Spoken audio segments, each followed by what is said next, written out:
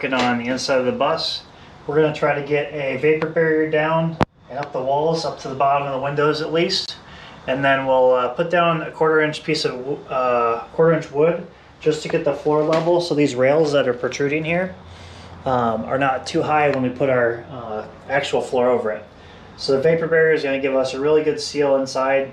Even if there is any moisture in the air or anything like that, it will keep it completely on the outside. And that'll be a good starting point too for us, just so we don't have, if there is moisture coming through the floor ever, or humidity, it won't be working our floorboards. We'll be completely isolated to the outside environment.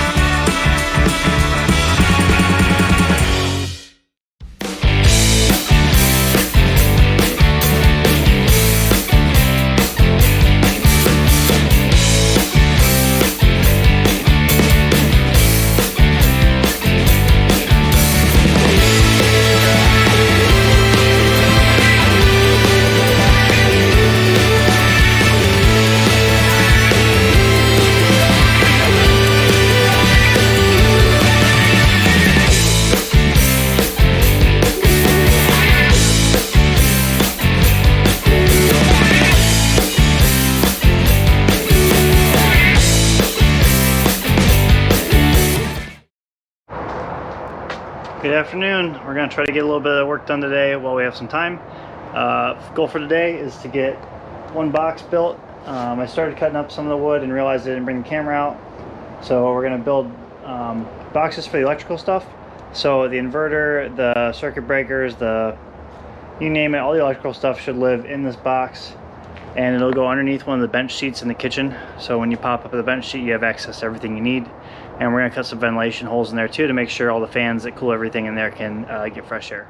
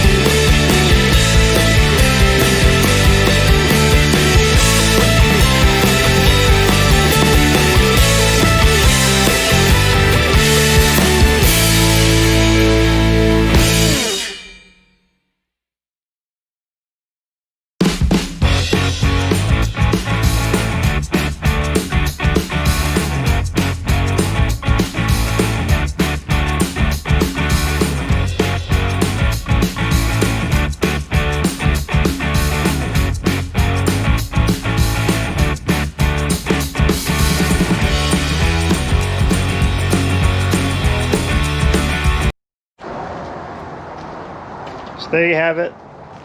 This is our electrical box. I'll go put it in the van now. Show you where it looks, where like it's gonna sit. I'll put a cover over this so you don't see the bare wood when we get to all the finishing and the interior stuff. But just for now, this is gonna suffice. So you can kind of see where it sits. You can also see even with a big bus like this, it takes up a lot of space. What we're planning to do here is the fridge will be on rollers to slide out. And we'll have shelving up through here.